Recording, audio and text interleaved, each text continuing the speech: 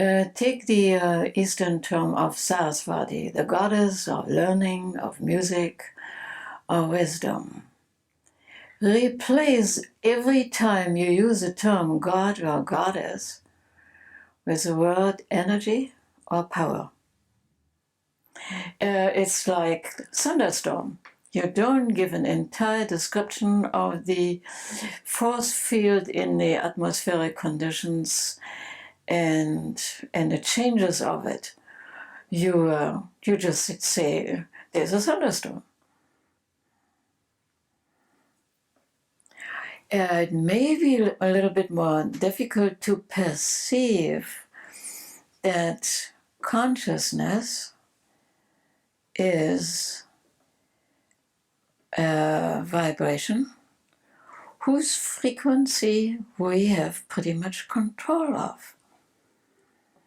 However, we have to look into the vibration of consciousness quite a bit more too.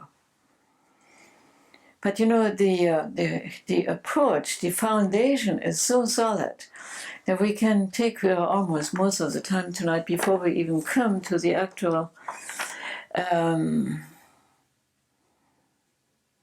concept of vibration that will take us beyond our ordinary way of thinking.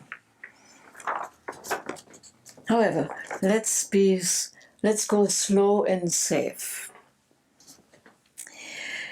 Where else do you recognize vibration? Well,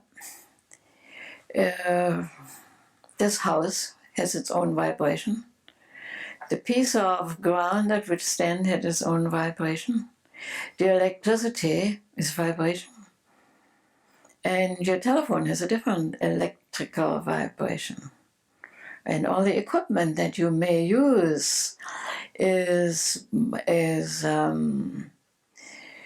changed and modified to the necessary frequency that will make it work to your convenience.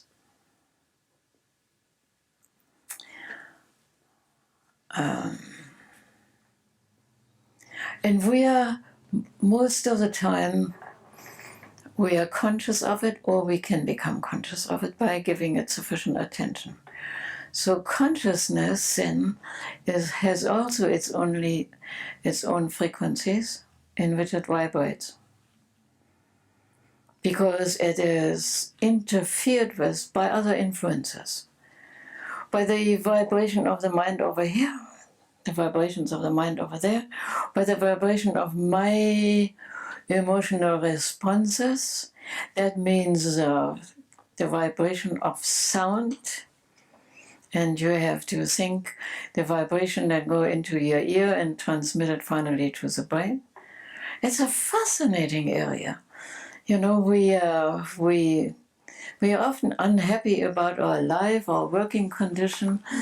Things are too slow, too regular. Great, run home after you have earned your bread and butter and sit down and find out about yourself. Right now you're booked with 7 seals. You know very little about yourself. And if you're not really interested in yourself, who should? And why should anybody else be? So,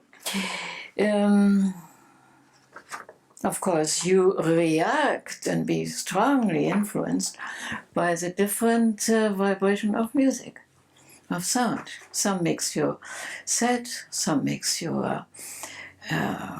ponder, you know, some makes you vibrant, you want to really dance and hop and run, and this is all there. But we pay little attention. Another very interesting thing is, let's see, religion or yoga or Eastern philosophy or Christian doctrines, Jewish doctrines. I know nothing about Islamic doctrines, so I can't go into that. And all make certain statements and call it the truth. And number one is to recognize that Yeah, there is the truth. I don't deny that. But there's many different approaches because nobody's vibration is exactly coming out of the coin machine like the other, like the person next to you. Now, I speak most of the time to people who are worshipping an image, a picture of their favorite deity or perception of God, or their various gurus, spiritual teachers, people that they adore, admire. I said, fine, no harm done, provided you put that image into light, so that finally the image will oscillate in the vibration of that light.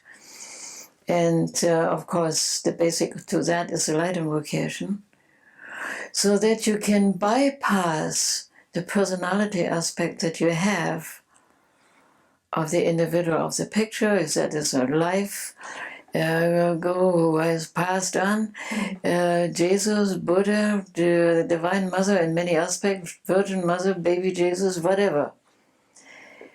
Put all the images into light, because in this way you build a bridge from the emotional needs of having a tangible image, a concrete image, to what the image represents, a particular power that has, on an abstract level, a great impact, but has little impact on your emotional level.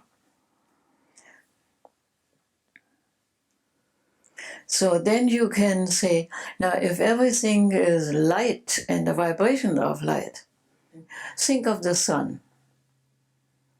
Are there really many single rays that you could almost count coming out of the sun? No, the atmosphere around it, the obscure clouds, all this, and of course the clouds of your own mind. The sun is one, and you cannot count the rays of the sun. Because here we deal is, if we speak of the rays of the sun, we're dealing with another illusory factor. And yet the sun is a very good illustration for the divine light. We can see the rays of the sun, we can see how the sun is covered by certain clouds.